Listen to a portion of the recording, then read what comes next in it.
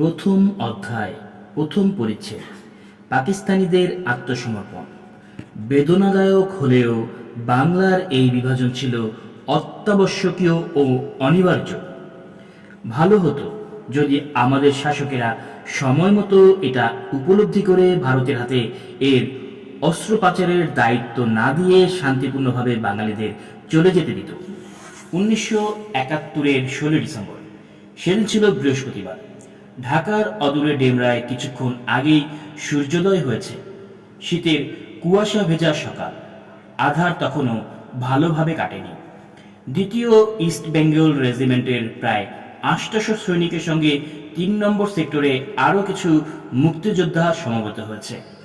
কাকডাকা এই শিশিরসিক্ত শীতের ভোরে আধো আলো অন্ধকারে ঢাকার দিকে মুক্তিযোদ্ধাদের এই দলটির মার্চ করে যাওয়ার প্রস্তুতি চলছে।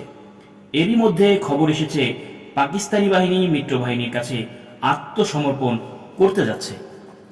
যদিও তখন পর্যন্ত জেনারেল নিয়াজি নিজে থেকে আত্মসমর্পণের কোনো ঘোষণা দেননি, কিংবা মিত্রবাহিনীর সঙ্গে পাকিস্তানি সেনাবাহিনীর আত্মসমর্পণ নিয়ে কোনো আনুষ্ঠানিক আলোচনাও হয়নি। তবু পাকিস্তানি বাহিনীর পরাজয় যে অবধারিত সেটা সকলের মনেই বদ্ধমূল ছিল। সকলের মধ্যে বিজয়ের আনন্দের এক অনির্বচনীয় অনুভূতি। মুক্ত ঢাকায় প্রবেশের উত্তেজনায় যেন টকবক করে ফুটছে মুক্তিযোদ্ধারা। একে অন্যকে জড়িয়ে ধরছে, অনেকের চোখেই আনন্দশ্রু। 9 মাসের মরণপর লড়াই তাহলে শেষ হল।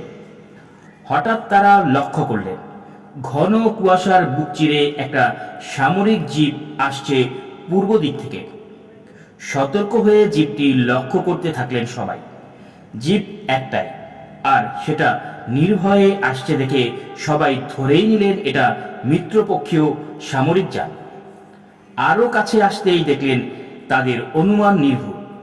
জিপে ভারতীয় বাহিনীর ব্রিগেডিয়ার সাবেক সিং, বেসামরিক পোশাকে পাকিস্তান আর্মির স্পেশাল কমান্ডার ব্যাটালিয়নের মুক্তিযোদ্ধা মেজর হায়দারকে পাশে বসিয়ে ঢাকার দিকে যাচ্ছেন। এই দুইজন বিজয়ী বীর ইতিহাসের সাক্ষী হতে জেনারেল নিয়াজির আত্মসমর্পণের দলিল স্বাক্ষর অনুষ্ঠানে উপস্থিত থাকবেন। কিছুক্ষণ পর দুজনেই বিজয়ীর বেশে ঢাকায় প্রবেশ করবেন। শত্রুর সঙ্গে এই যুদ্ধে বিজয়ী হলেও কে জানত এর কয়েক বছর পরেই এই দুই বীর নিজ দেশে সহযোদ্ধাদের হাতে সামরিক অভিযানেই নিহত হবেন। নিয়তি নির্ধারণ করে রেখেছিলেন।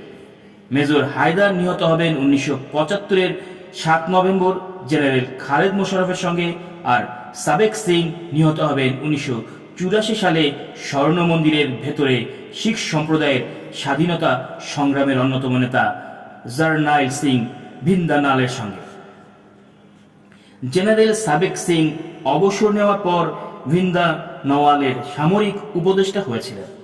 বাংলাদেশের ইতিহাসের সঙ্গে বিজয়ী বীরদের উপাখ্যানের সঙ্গে তাদের এর ট্র্যাজেডি মৃত্যুর শর্তও কি লেখা ছিল? ঢাকা নগরী রক্ষার জন্য পাকিস্তানিদের কোনো সুসংগঠিত বাহিনী ছিল না। আত্মসমর্পণের আগে পদাতিক, প্রকৌশল, অর্ডিন্যান্স, সিগন্যাল, ইলেকট্রিক্যাল ও মেকানিক্যাল ইঞ্জিনিয়ারিং ও সার্ভিস কোর নিয়ে মোট ফোর্স ছিল 12 কোম্পানি। এছাড়া প্রায় 1500 ইপিসিএফ, 1800 পুলিশ এবং 300 রাজাকার ও আলবদর মিলে পাকিস্তানের পক্ষে মোট সংখ্যা ছিল 5000। এই সৈন্যদের যুদ্ধ করার কোনো ইচ্ছাই ছিল না।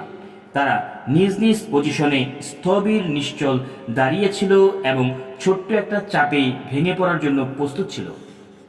ক্যান্টনমেন্ট বাদে বাকি ঢাকা শহরের রক্ষার দায়িত্ব ছিল পাকিস্তানি ব্রিগেডিয়ার বশিরের উপরে। 15ই ডিসেম্বর সন্ধ্যায় তিনি জানতে পারেন মিরপুর সেতু অরক্ষিত অবস্থায় আছে। ছড়িয়ে ছিটিয়ে থাকা ফোর্স একত্রিত করে এক কোম্পানি সৈন্য নিয়ে 16ই ডিসেম্বরের সকালের দিকে মেজর সালামতকে নিয়ে তিনি মিরপুর ব্রিজের সুরক্ষার জন্য পাঠান। এদিকে 16ই ডিসেম্বর সকালে ও মিরপুর সেতু অরক্ষিত অবস্থায় আছে এই খবরটা সেনাবাহিনীর মাধ্যমে পৌঁছে যায় ভারতীয় কমান্ডার বাহিনীর কাছে। খবর পেয়ে তারা সকাল হবার কিছু আগেই ঢাকার দিকে রওনা হয়। এদের পৌঁছানোর আগেই মেজর সালামত মিরপুর ব্রিজে অবস্থান নিয়ে নেয়। ফলে সেখানে পৌঁছে কমান্ডো বাহিনীর প্রতিরোধের মুখোমুখি হয়। এই কমান্ডো দলকে অনুসরণ করে পেছনে আসছিলেন 101 কমিউনিকেশন জোনের জেনারেল নাগরা। তাদের অগ্রযাত্রা থেমে গেল সেতু থেকে কিছু দূরে। জেনারেল নাগরার বাহিনীর সাথে ছিলেন মুক্তিযোদ্ধা কাদের সিদ্দিকী স্বয়ং এবং কাদেরিয়া বাহিনীর 24 মুক্তিযোদ্ধাদের একটি অগ্রগতি দল। জেনারেল গন্ধর্ব সিং নাগরা আর জেনারেল নিয়াজি ব্রিটিশ ইন্ডিয়ান আর্মিতে কোর্সম্যাট ছিলেন, একসঙ্গে কমিশন পেয়েছিলেন এবং দুজনের বন্ধু ছিলেন। নাগরা নিয়াজিকে আবদুল্লাহ বলে ডাকতেন। আজ ভাগ্যের পরিহাসে দুই বন্ধু যুদ্ধরত দুই শিবিরে। এক বন্ধু পরাজিত, আরেক বন্ধু কিছুক্ষণের মধ্যেই বিজয়ীর ভেসে নগরে ঢুকবেন। নাগরা মিরপুরে আমিনবাজার ব্রিজের ওপার থেকে নিয়াজিকে যে চিঠি লিখেছিলেন সেটি ছিল কোনো বন্ধুর কাছে লেখা বন্ধুর চিঠি। লিখেছিলেন, প্রিয় আবদুল্লাহ, আমি এখানে এসেছি, তোমার খেলা শেষ। আমি পরামর্শ দিচ্ছি আমার নিরাপত্তায় চলে আসো। আমি তোমার বিষয়টা দেখব, তোমার প্রতিনিধি পাঠাও। সকাল 9টায় চিরকুটটা জেনারেল নিয়াজির হাতে আসে। সেই সময় তার পাশে ছিলেন major general Jamshed, major general Rao Farman ও রিয়ার অ্যাডমিরাল শরীফ।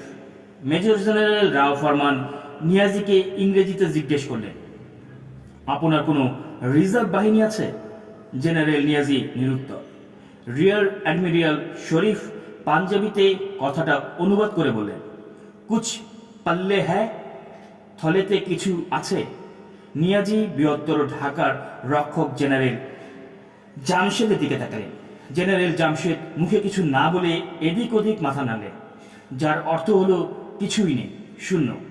ফরমান আর শরীফ তখন একসঙ্গে বলে উঠলেন, যদি এই হয় তাহলে যান, যা সে করতে বলে তা করেন গিয়ে। জেনারেল নিয়াজি জেনারেল নাগরাকে অভ্যর্থনা জানানোর জন্য জেনারেল জামশেদকে পাঠালেন।